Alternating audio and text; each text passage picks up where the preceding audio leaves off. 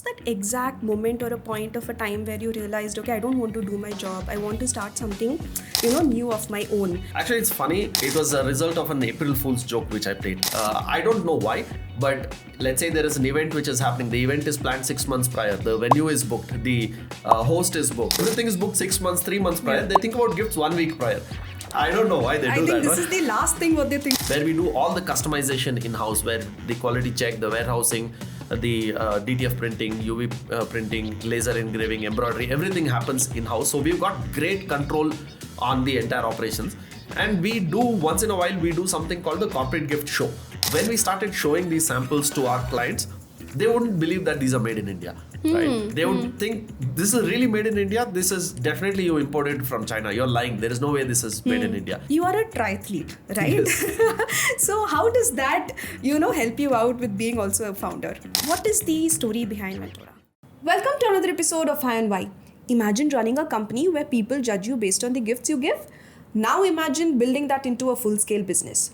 That's exactly what today's guest has done with Offineeds. Let's welcome Srikanth Acharya. He is the founder of Offineeds and Ventora, a company that has grown consistently by solving real problems in the corporate gifting space. I am really excited to explore his journey, mindset, and lessons. Let's welcome him. Welcome, sir. Welcome to High and Why. Thank you. Thank you so much, Sukita. I think you have an awesome studio. I'm looking forward to this conversation. Thank you so much. So coming to gifting is something where everybody gets excited. Yes. If it's a corporate gifting or a personal gifting, giving gifts and also receiving gifts is Yes. always exciting. We'll definitely talk about the gifting part. But before that, before talking to business, I want to ask you, how's a good day been for you, in a recent times, if you can tell us, as a founder, as an entrepreneur? Right.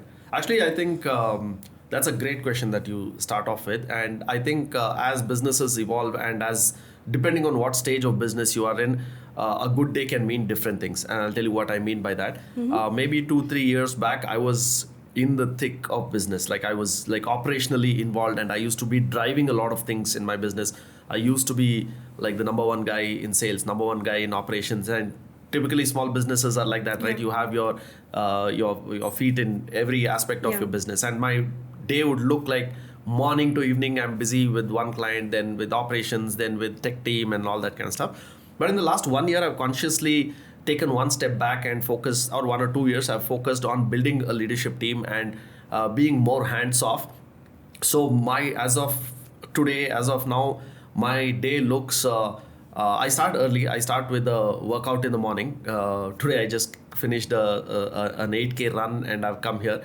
And I'm actually preparing for a triathlon. So evening, I have one more workout session where I'll be going swimming. And in between, I work. I go to office for about 5 to 6 hours, where I spend time with the team. And the rest of the time, of course, I'm researching, I'm working, I'm doing podcasts or identifying networking opportunities and things like that. So I think currently I'm in a phase where I am not operationally involved in any aspect of my business, but I'm strategically involved in more opportunities, identifying newer markets, finding better ways to do business, finding ways to be able to upskill my team, to be able to build leadership and so on. Okay, so I think you're more of an organized person, if I'm not wrong. Yes, I'm trying to be. I'm really trying hard to be. So do you also figure out along with the way whatever comes up?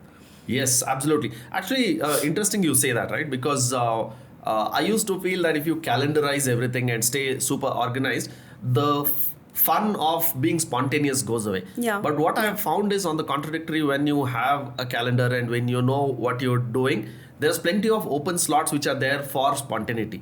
So, there is, the more organized you are, the more space there is for spontaneity, and that's quite a contradiction. Yeah, that's a good contradiction. But at the same point, you said that too much organized will also be not spontaneous, as what you said, as a contradictory thing. Yeah. For me also, when I speak to people, I ask them as a guest to come to my podcast channel. I don't discuss what I'm going to talk to them, because again the spontaneity comes down. Yes, absolutely. I can see. I have no idea what what you're talking about. I know. Okay, on that note, I would also want to play a small game where it's a problem-solving game. So let's quickly go play that game and come back. Sounds good. Yeah? Let's go. So we have come to the game. Okay. So here you can see 3 triangles. Yeah. Okay. So the game is you have to move 3 matchsticks and make it into 5 triangles. Oh boy. Okay. For a founder who solves so many problems, I think it's not a big deal. Oh, okay. I have to move 3 sticks? Yeah, you have to move 3 sticks and make it into 5. Now you can see 3 triangles, right? You have to make it into 5. Okay, this looks easy actually. 1, 2, 3, 4. Okay, got it. 1, 2, 3. Oh, that Done? was so quick. But Okay. can you tell me where the 5 triangles are? 1, 2, 3, 4 and 5. Lovely. That's a great one. Just in minutes. I was thinking I'm going to embarrass myself. No, it was very easy, I guess. I guess it was a little easy. Lovely. Thank you so much for playing this. Thank you. This was good fun. Yeah. I got Lovely puzzle solved in quick I minutes. almost embarrassed myself in front of an audience, but I just saved it.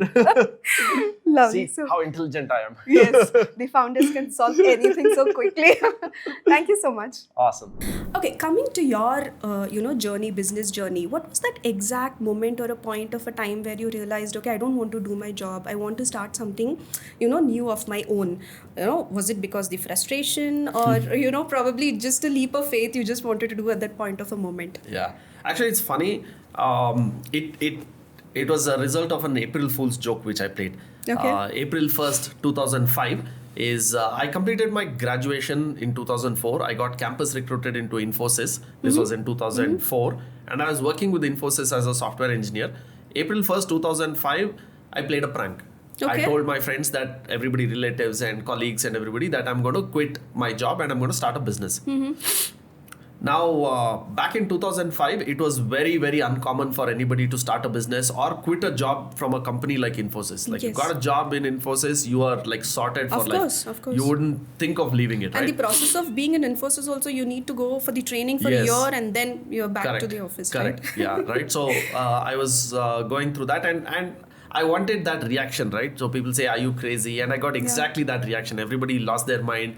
They tried to convince me that it's such a stupid decision and stuff like that. And I was enjoying that moment until someone asked, okay, what business are you going to start?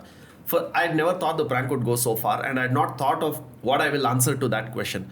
So in the spur of the moment, I just said I'm going to start a corporate gifting company. Okay. Now the reason why I said that is about 2 or 3 weeks prior to that conversation happening, I'd got a t-shirt from Infosys with the Infosys logo on it, which I wore over the weekend. And one of the friends whom I met was in the garment business.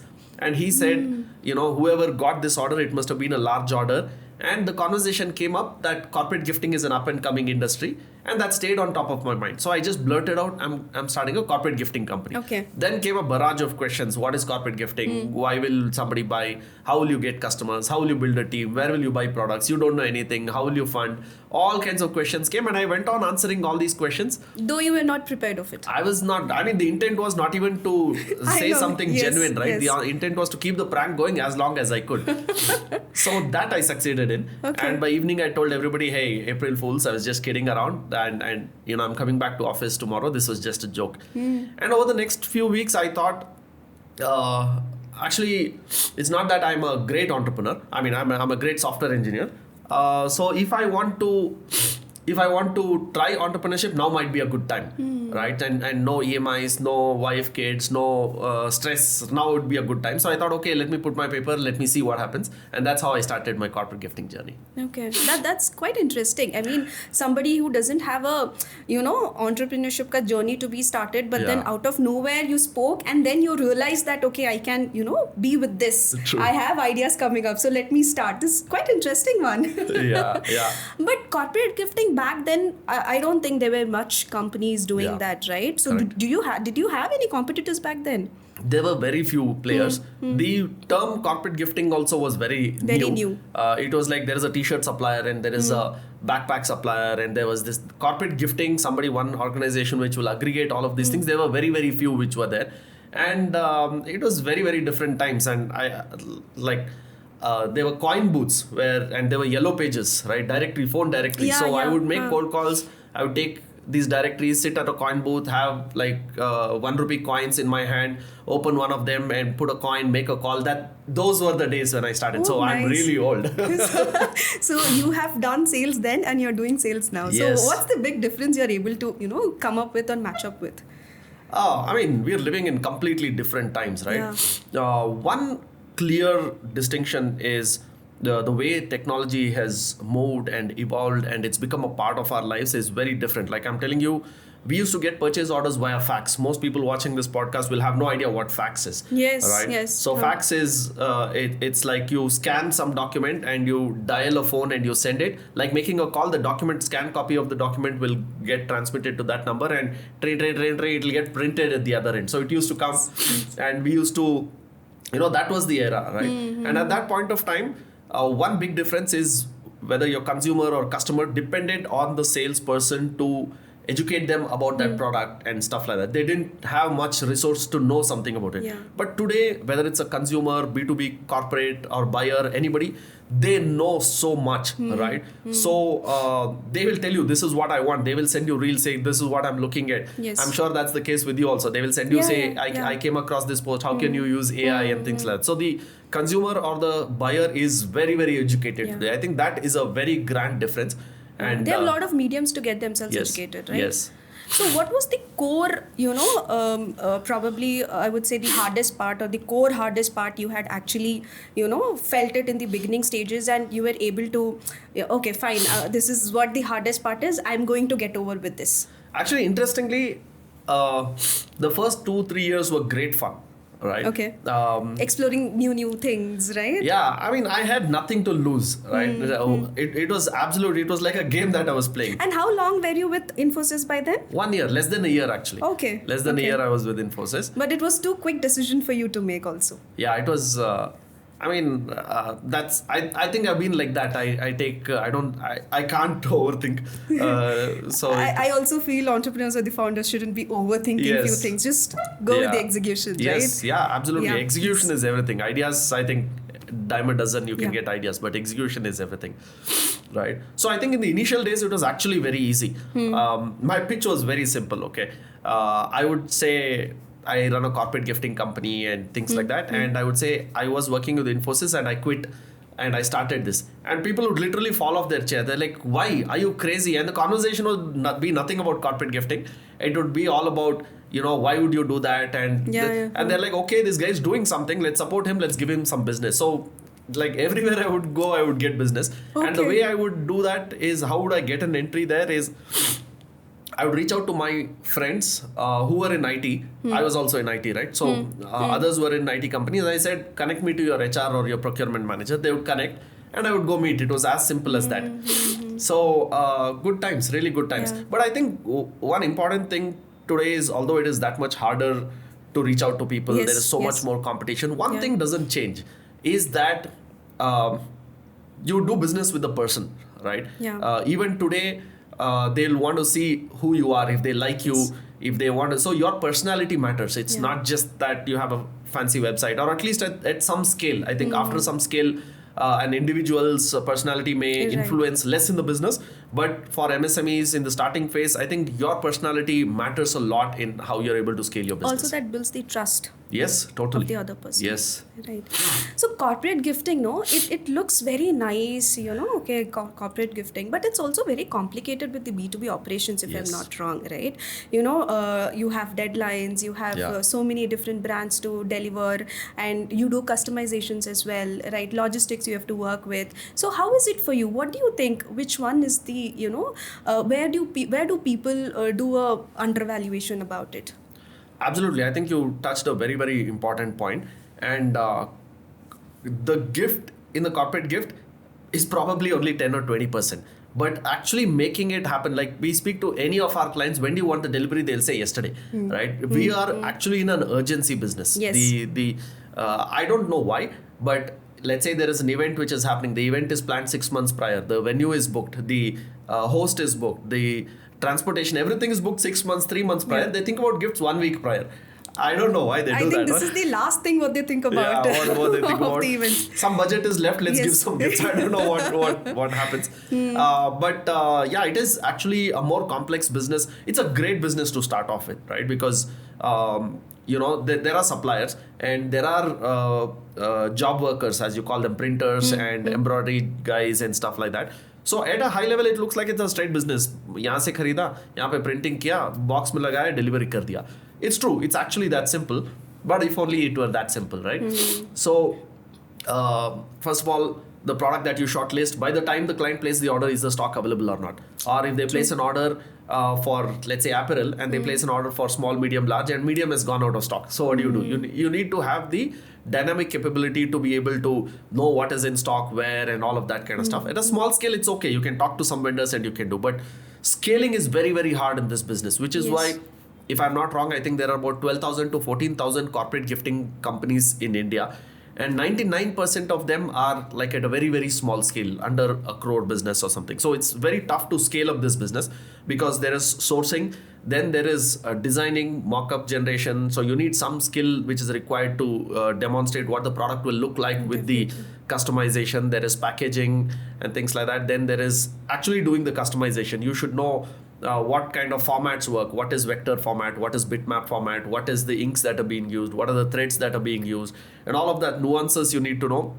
Most of them don't know that. What machines are being used, what is the RPM at which the embroidery machine is running, and there are so many nuances to this which people don't realize. And nowadays it's more customization also. Their names, particular person's name is also being engraved in that, right? Absolutely. And once you do all of these things, at least till here, the product and the process is happening in front of you. And then now you have home deliveries which are happening, right? Multi-location deliveries which are happening. That means you have to partner with courier partners, logistic partners, and then the goods go out. Then it's beyond your control. There are a lot of things which happen, right? The courier might get damaged. So you need an entire system to make it happen. I'll give you an example which happened recently. I put a LinkedIn post about it. We, for one particular client in Chennai, they were having an event last Monday actually. And this was happening at a hotel, at a 5-star hotel in Chennai. And Monday morning, there were 800 attendees who were supposed to come. And it's a pretty large order which is there. There are trophies, there are gifts, there are lanyards, there are certificates, there are workbooks and pens, and so many things which were there. Everything was designed, produced, everything is ready the previous Thursday. But because the event is happening in a hotel, the hotel will not accept goods like 2 days prior. They will accept only the previous day. So you cannot send it in advance. So Chennai, Bangalore is not so far. So we sent a dedicated truck on Saturday. It was supposed to reach on Sunday morning. And it was the election weekend, right? So the driver, I don't know what happened to the driver. So I don't know what happened to the driver. He decided to take a nap or he decided to take a drink. We don't know what happened. He told us initially that, hey, the truck is broken down and stuff like that. And after afternoon, he stopped answering calls. Then we had to get into emergency mode where we called the truck owner. Then the truck owner said the driver is not answering my call also. I don't know what to do. Then we sent another truck to an empty truck to that location because we had the GPS location. He was midway. He was in Ambur, exactly halfway between Chennai and Bangalore, and it was there in a parking lot. So an empty truck comes, and this is at midnight. Okay, this is Sunday midnight. Monday morning 7 a.m. the event is starting. Right, so we send it there. Then you have to literally break open that truck because it's locked and stuff like that. But the locals wouldn't allow, saying, "Who are you? How can you break it open?" Then the cops get involved. Everything. Finally, at 5 a.m., we get the goods transferred. Oh my God. 7:30 a.m., the goods reach the venue. And it was like really touch and go. Imagine there is a 800 people event coming. There are no lanyards, no workbooks, no awards. Then what is going to happen? Exactly. That is what is the main thing, right? That's the main thing. So people don't tend to realize the complexity of the operations. True. And also something like this happens, it completely breaks the trust of the client relationship, right? Yeah, absolutely. Oh my God. That's very, very close. Yes, that is very close. So we have a 20,000 square feet, we call it a state-of-the-art operations center in Bangalore, where we do all the customization in-house, where the quality check, the warehousing, the DTF printing, UV printing, laser engraving, embroidery, everything happens in-house. So we've got great control on the entire operations. And we do, once in a while, we do something called the corporate gift show, which basically corporate gifts tour.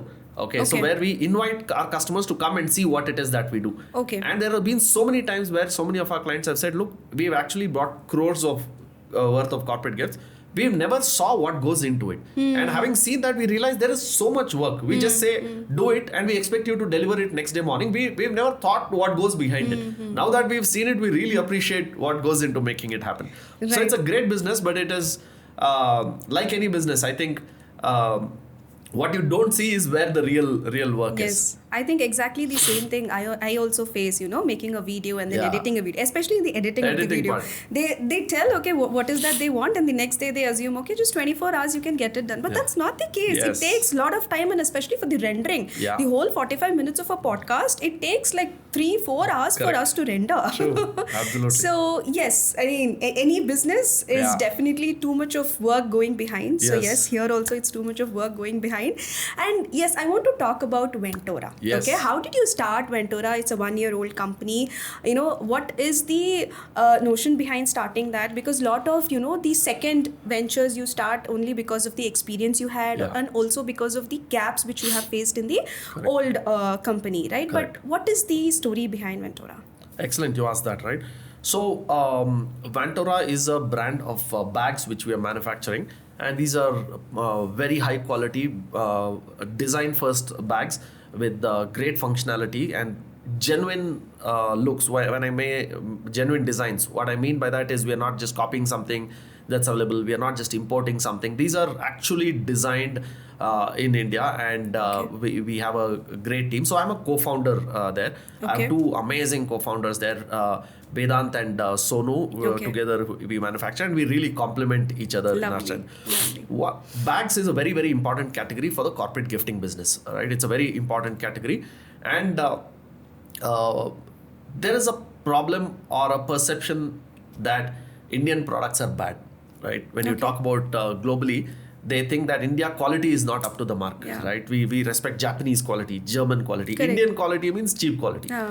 We wanted to challenge that notion to some extent. We wanted to demonstrate that Indian products can really be world class, and that was the inspiration for all three of us to make this product. And the mission or the tagline is "Made in India for the world," right? And that's where we started this conversation around I think March or April 2025, and for about 3 months we were brainstorming, coming up with ideas and developing mock-ups and things like that. And around June, July is when we had our first set of products ready. Okay. And when we started showing these samples to our clients, they wouldn't believe that these are made in India. Right? They would think this is really made in India. This is definitely you imported from China. You're lying. There is no way this is made in India. And that gave us so much satisfaction. And first I thought it was my bias, right? Whichever meetings that I was going to, I'm seeing this reaction, and maybe I wanted to hear that. That's why I'm hearing it.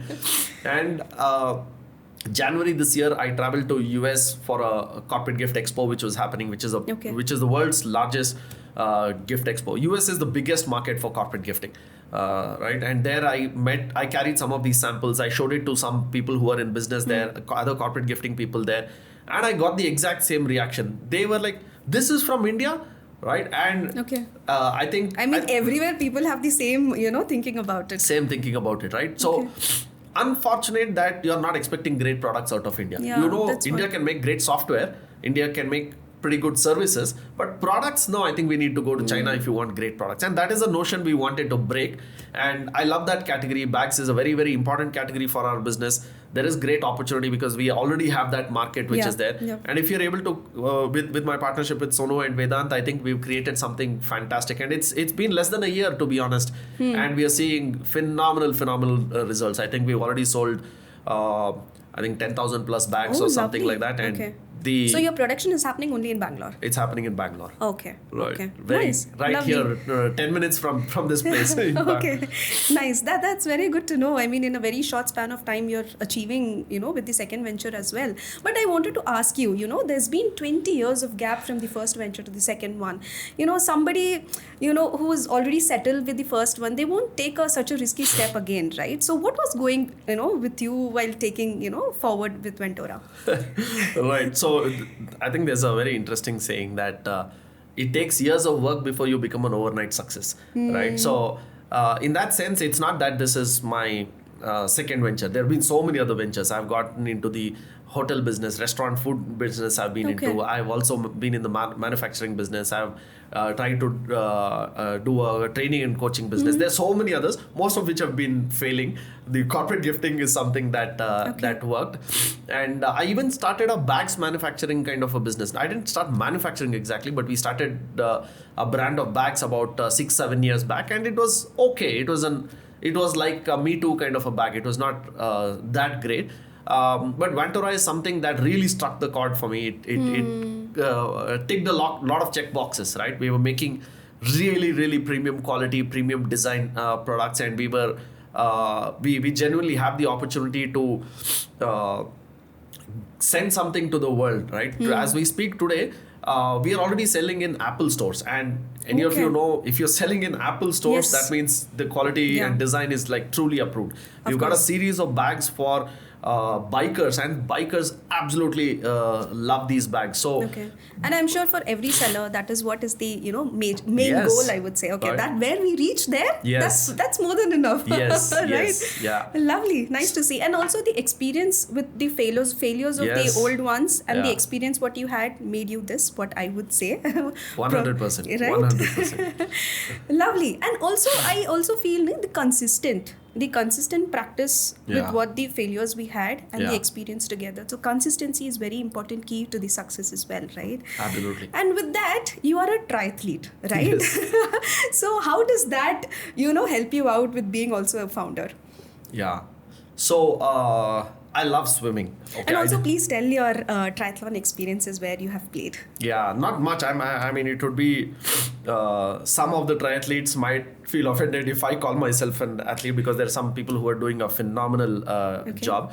So I love swimming, and my wife likes running a lot. She's an amazing runner, long distance runner. I saw your Instagram posts. Right. So I don't like running so much, or I never used to like running so much. So I was looking for how can I participate, and I don't like fast swims. I like long swims. I can swim like the longest that I've done is 3 kilometer swim. So I could see like that's also huge at this age, right? Right. So I wanted what events are there where I can improve my swimming and things like that. I couldn't find much swimathons. There are not too many swimathons which are there. So I said, okay, triathlete is something which is interesting. So last year, I participated in a triathlon in Udupi. I absolutely loved it. Fabulous place, Udupi. I'm a native of Mangalore, and Udupi, Mangalore stretch. I love the beaches there. Yeah, beaches are lovely. And Udupi beaches are beautiful. Very beautiful. Very beautiful. The beaches. Sound itself is so beautiful, I feel. Yes, it is. Right. So this particular triathlon which happened is in Udupi, in one of the beaches. I'm not able to remember the name of the beach. This is where it happened, and it was fantastic. I had a great experience. Now for becoming a triathlete, I had to practice running, right? So I joined a running club where my wife runs. It's called Oduba. It's run by a very interesting set of guys. There is DJ. His father is 85 years old or something. He runs. His son also runs. His wife runs. So the entire family runs. It's a very interesting. They're from Bangalore? They're from Bangalore. We run in Jayanagar, JP Nagar, in that area. So I started practicing learning cycling, and once you start to enjoy fitness, right? I don't think there is anything else like it. Yes. I did my first half marathon in Jaipur earlier this year. I did my first triathlon. It's an Olympic triathlon. So in India, when you say Ironman, Goa Ironman is what happens. That is 113 kilometers, which involves 1.9 kilometer swim and I think 90 kilometers cycling and 21 kilometers running. Olympic distance is half of that. That's what I did. And now I'm preparing for an Ironman, which I will be doing later Since this year. Since when you prepared yourself, or probably from the beginning you were an athlete? I won't call myself an athlete, but I've been an adventure junkie, and I've been into some form of fitness or the others, either gym or cult or some badminton or something or the other. But I think 2025, I decided that I'm going to commit more to fitness. And I started really loving it. And do you also get ideas while running? Definitely you would have got some ideas, right? So here's the thing, right? I mean, ideas, I'm sure it can come up at any point of time, right? But what I realized is your health and your mind fitness is all that you really own, right? And committing time to making that happen is something very important. At first I was a little apprehensive. I thought, look, if I spend so much time on fitness, I mean, it's a lot of time, right? Currently I spend almost 1.5 to 2 hours in the morning and another 1.5 2 hours in the evening, including recovery, right? Once you do that, you need to get some amount of rest, right? So when am I going to really work, right? But I think it worked out pretty well. I'm able to be much more efficient, much more focused, much more sharper with the way I'm able to run my business. And I feel I'm able to get like 10x more output in a shorter frame of time. And I can't think of attributing it to anything else apart from the fact that I'm like quite fit. Yeah, definitely. That is, I think, a motivation for the new entrepreneurs coming up, because, for the new entrepreneurs, they say we don't have time for all this, right? Because they have to work really hard to, make things happen. But also, you have an established venture, but you are also a new entrepreneur, right? Yes. So definitely coming from you, I think it's more motivated for people out there to listen. Right. Lovely to hear this. I also want to, talk about something very interesting, which is about the personal branding.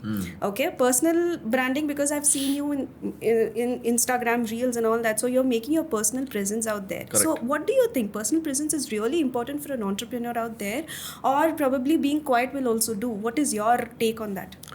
It depends on who you are. Okay, so that's I think today we are following trends. We know what is trending. Podcast is trending. Let's do podcast. Right? Let's do AI powered reels because that is trending. I think it is less about what is trending. It's more about being honest and being true to who you are, really. And I have been into blogging.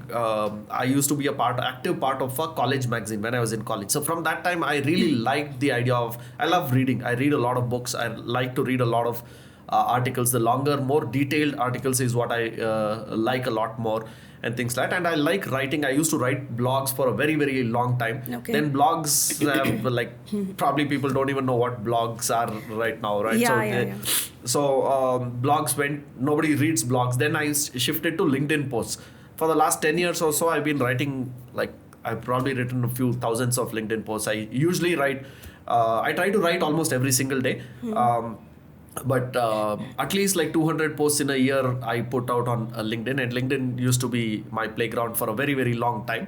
And recently I switched to Instagram, where I started creating content. So to answer your question, should people really take personal branding? I shared my story, right? How I started my business. People would give me business because of who I am. And that is not far from the truth even today, right?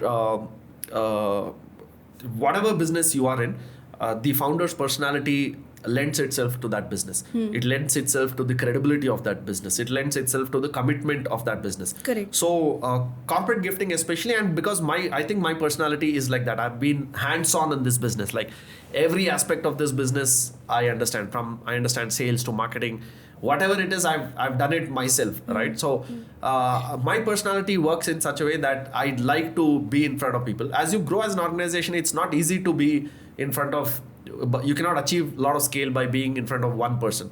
And that's where I think personal branding plays a useful role. And I love it. I enjoy it. It doesn't take me that extra effort to put out a post or put out an idea or something like that. So it's a great way to amplify your presence and to be able to, today if you think about it, we are more keen to know what Anand Mahindra has to say than looking at Mahindra, company, how it's doing. We are more interested in knowing what he's Elon Musk has to say than what Tesla or anything is doing. We are in that age, I think today especially, that people want to know what the founders are. So the brand is also trusted, behind the founders. That is what I see. Yes, if you think about it, the Shark Tank founders who came on Shark Tank, right? Their companies, if not for that, probably you wouldn't have known so much about those companies. So there is, I think as an entrepreneur, you are your company's number one brand ambassador, right? And whether you choose to leverage on that or not is up to each individual. I believe this. And there are plenty of people who have given me brickbats saying, why are you wasting so much time on social media? right? But it seems to be working well for me. Yeah, it is, because 1 year you've started, that is what you said, and you have good number of followers, almost 24.3k followers. Right. It's not easy. Right. And I saw all your contents. It's very much informative. I mean, I keep, okay, what's next is he going to tell? So it's very much informative. Thank you. And all connecting to, something related to Yes. what you're doing also. Yes, So that's yes. more important. Actually, that is most important, right? Yeah. Because likes, followers, all these are vanity metrics end of Yeah. the day, right? But ultimately, what do you want to achieve out of it, right? The way I look at it is, if I hire an actor or some celebrity or somebody to represent me, first they cannot represent me as represent our brand as authentically as I can. You can do it, right? yes. And that is an added cost and all of that kind of stuff, right? So I am the number one brand ambassador. So as a from a personal branding point of view, virality is not what you should be going for, is my view. It should be aligned to what it is you want to achieve. Correct. Hopefully it is to promote your own business, or to create awareness about your own business, or to build credibility or confidence, saying if something goes wrong, this guy is there, I can reach out to him via Instagram or LinkedIn or something like that, and maybe Right. something could be getting fixed. So identify why you want to be on social Goal media. is It shouldn't important. just be because trending and because everybody is doing it, right? Right, right. If you align to that, the right podcast to be on will make a lot of sense. Lovely said. Lovely said. Okay, we are coming to the end of the the conversation. So I have rapid fire questions as well. Awesome. Okay, so I'll be asking questions. Be quick with the answers. Okay. One word for today's startup ecosystem. Focus on your clients. One mistake that kills most startup in the first year. I think today people are thinking fundraising is startups. It is not. Problem solving is running a startup. If I give you 10 lakh today, how would you grow it into 1 crore? I think it's very easy for you to grow that, but still, maybe you can say one strategy behind this. It depends on the business, but if it were in my business, I would invest as much of that as possible to build the brand, to build the perception of the brand, and use debt for day-to-day, for inventory and things like that. What's something founders are copying blindly right now? Following trends. Whatever Instagram reel is there, they'll watch it at night and next day they want to do it. If not Offineeds, what would you realistically be doing today? I think I'm a good teacher, and especially Okay. when it comes to entrepreneurship. Somewhere in between, I tried my hand at becoming a Yes. business coach, and I would be doing that, is what I think. Okay, you love doing that, I guess. Yes. Okay. If startups are a marathon, what part of the race are you right now? I think I'm. I figured out how to do 10K. I still have a long way before I can hit the marathon. Okay, very nice. I'll skip to the next one. What's one corporate gift trend you wish would just disappear? I wish it would be gift vouchers, because I believe gift vouchers are the laziest, easiest thing to do. It's as good as giving cash to somebody, and you don't put any effort into Yeah, that, and yeah. it has like very little impact. But if you ask the giver, it's the easiest thing to do. If you ask the receiver, it's the best thing to receive, because you can turn it into something. But it has no impact. The joy is not there. If you ask anybody in your wedding, you got so many gift vouchers. Who gave those gift vouchers? You don't remember. What you did with those gift vouchers? You don't remember. It's alright. It's as good as a cash transaction. Instead, give them an increment. Right. We are done with the rapid fire questions. Lovely played, lovely answers from your end. One last question I would want to ask you is, now a lot of clients are coming up to you for the corporate gifts, right? So when people, give you the orders, or probably when they receive it, what is the, what is the reason behind it? Is it because of the emotion way, Yeah. or probably the branding thing which they wanted to, bring it to the system? So what is that you feel? What is coming up with the corporate gifting? Absolutely. So I'll talk about corporate gifting is a very, very broad term. Anybody giving a business a gift to anybody in a business context would be corporate gifting, right? It could be gifting to your customers, it could be gifting to your dealers or Yeah. anything. We specialize in gifting to employees, right? So I'll talk in that context. So why Yes. are companies giving gifts to employees, right? Two reasons. One is employer branding, another is employee engagement. Now, most kind of work, whether it's in your business or in most knowledge sector business which we do, the relationship between an employee and employer is probably one of the most important one. Most people spend a good part of their life, 8 hours a Right. day, Yeah. working for an organization, but that relationship is extremely intangible, right? In a husband-wife relation, you can give a hug, you can go for a date. In an employee-employer relationship, you will get fired if you do that, right? So where is the tangibility factor?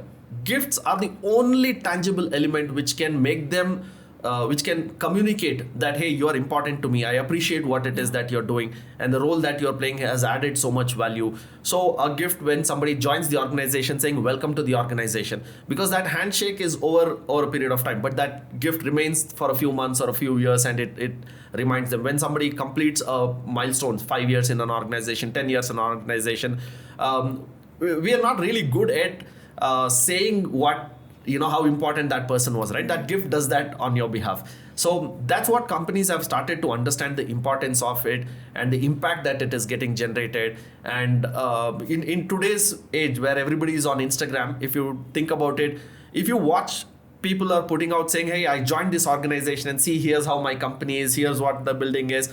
People want to see the tangible aspect of it. You cannot show them, look, this is the kind of coding I'm doing. This is the kind, you cannot show those. The tangibility is there only in gifts, which you can take home, which you can spread the word to your peers, to your neighbors, to your family. And that's the impact that I think employees love it when they get it, and organizations want to deliver the same impact. Beautifully said. Beautiful. Thank you so much. Lovely talking to you. So we have got a lot of insights from you, a lot of takes from today's episode. Thank you so much for being here. Awesome, Sukita. I had a great time. Really enjoyed. I think you are an amazing host. I Thank watched you so a few much. episodes of High on Why. First of all, I think it's such a fantastic title. I'm going back high on a why today. So I really had a great time. Thank you for having me, Sukita. Thank you, sir. Thank you. For more such inspiring entrepreneurial stories, do subscribe, like, and press the bell icon.